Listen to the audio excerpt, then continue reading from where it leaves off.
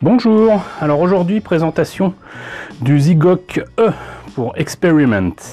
Donc il s'agit d'une version expérimentale apparemment du Zygok qui apparaît en fait dans les OEV qu'on n'a toujours pas eu en France, qui est Gundam 0080 War in the Pocket.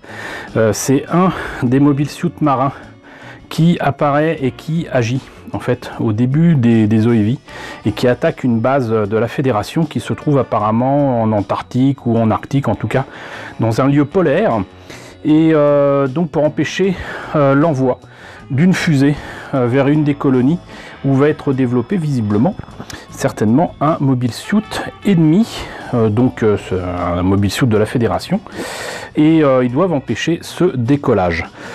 Cette scène d'introduction de 0080 est juste formidable et juste excellente et fait apparaître déjà beaucoup de mobile suits qui sont à la fois comment dirais-je, reconnaissables par rapport à ce qu'on voyait dans la série de 79, mais aussi modifiés et largement améliorés au niveau design, ce qui est déjà une très bonne chose. On y voit des GM, on y voit donc le Zygok, on y voit aussi le Aigog, qui est une version encore différente des mobile suits marins de Zéon.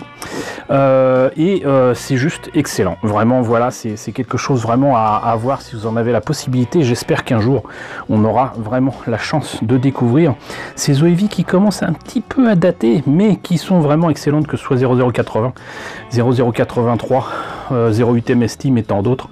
Donc, voilà. Il y a quelque chose à voir à ce niveau-là. Là, je vous présente en fait la maquette du Zygok en High Grade Universal Century, donc HGUC, qui date de 2003. C'est assez bizarre de se dire que cette maquette a déjà donc 17 ans. Elle n'a que peu à voir avec la vieille maquette que j'avais achetée à l'époque fin des années 80. Du Japon, donc ça c'est quelque chose qui est assez particulier, mais je garde aussi les vieilles maquettes tout simplement pour comparer, mais surtout, je vous le dis souvent, les vieilles maquettes sont pas toujours très belles en termes de matériel disponible, donc la maquette elle-même n'est pas toujours très jolie ou très facile à monter ou à peindre ou quoi, mais les box art sont juste magnifiques. Et là je vous mets une image de la boîte de la vieille maquette de la fin des années 80, de mémoire il me semble que c'est 89, mais c'est juste magnifique. C'est voilà, c'est un pouce à l'achat avec ce mobile suit qui est dans les fonds marins, quoi. C'est juste magique.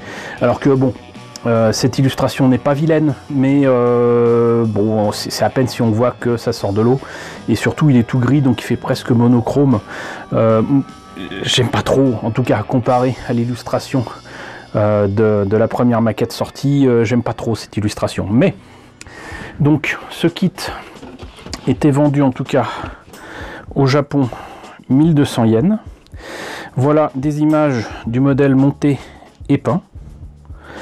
Il est quand même essentiellement gris et gris clair avec un peu de rouge. Voilà ce que ça donne monté et peint, toujours une vue avant, une vue arrière, et là donc sortant de l'eau. Et donc c'était le High Grade Universal Century numéro 39. Voilà, depuis on a une bonne quantité qui sont sortis.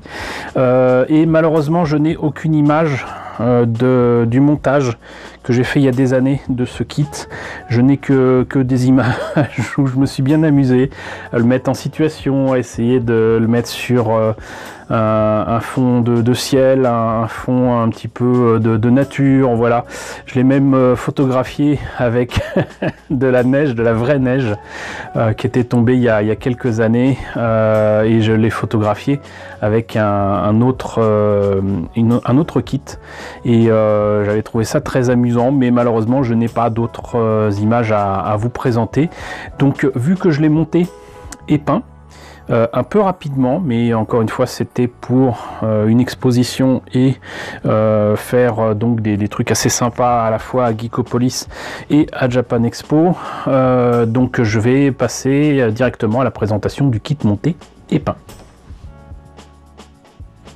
Alors voilà le Zygok E monté et peint, enfin monté et peint, monter, c'est sûr.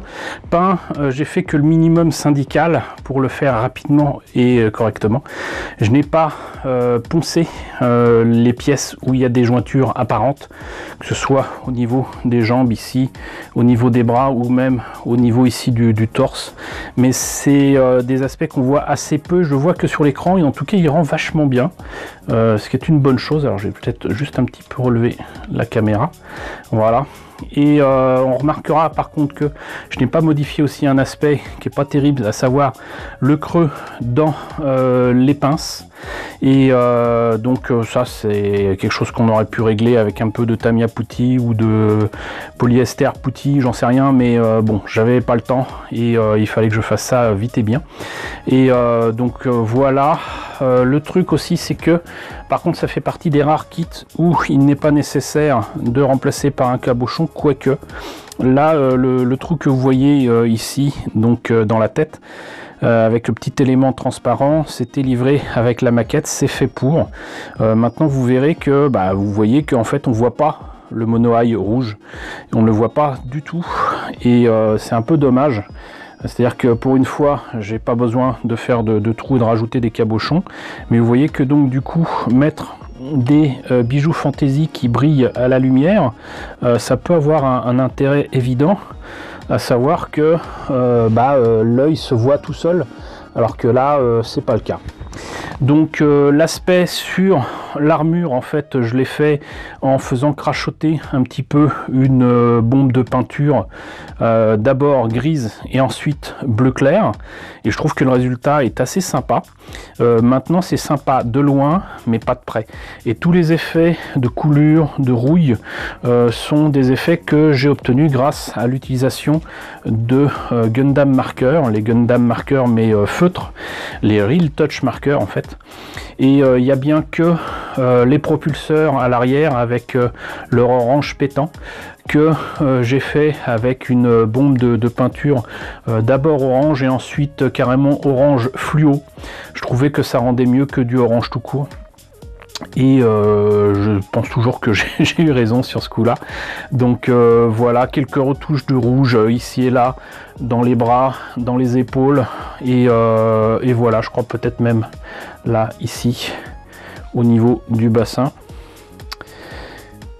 Et voilà, mais sinon donc par contre les différentes expositions et déplacements ont eu raison de cette petite antenne que j'ai pu recoller quand même assez facilement, mais il faut pas la regarder de trop près parce qu'elle a été cassée en 3 points. J'ai réussi à la recoller, c'est presque miraculeux, mais bon, c'est des choses qui arrivent, et le seul moyen de ne pas abîmer ces maquettes, c'est de plus y toucher. Et comme vous le savez, donc moi j'ai plaisir non seulement à exposer, à vous montrer ces maquettes lors de différents événements, et sans quoi ils finiraient enfermés dans des cartons, ce qui est pas le but. Donc voilà, vous voyez que finalement avec entre guillemets assez peu de travail, c'est faisable. C'est réalisable de faire un kit qui fasse non seulement pas neuf, mais en plus avec une patine qui le rend sympathique, en tout cas à l'image, puisqu'encore une fois, je le répète, faut mieux pas le regarder de trop près, mais moi je suis quand même assez content du résultat. Ça n'empêchera pas que je travaillerai certainement sur le Zugok E de la vieille maquette différemment. Parce que bon, déjà la maquette sera différente, mais surtout là du coup c'est pas du tout les couleurs de l'animé, et ça pourrait être sympa quand même de faire justement une comparaison. Donc voilà, écoutez, c'était le Zugok E de Gundam 0080. J'espère que cette présentation vous a intéressé. N'hésitez pas à me dire dans la section commentaires ce qu'il en est. N'hésitez pas à liker, n'hésitez pas à partager, n'hésitez pas à vous abonner si ce n'est pas déjà le cas. Coucou aux nombreux abonnés qui nous ont rejoints ces derniers temps, bienvenue ici. Coucou aux grands anciens qui me suivent depuis plus de 4 ans. Merci à tous de votre fidélité, merci à tous de votre soutien sur Tipeee et sur Paypal. Surtout prenez soin de vous. Je vous laisse avec la liste des contributeurs de la chaîne. Je vous dis donc à très bientôt pour la présentation d'un nouveau Gunpla.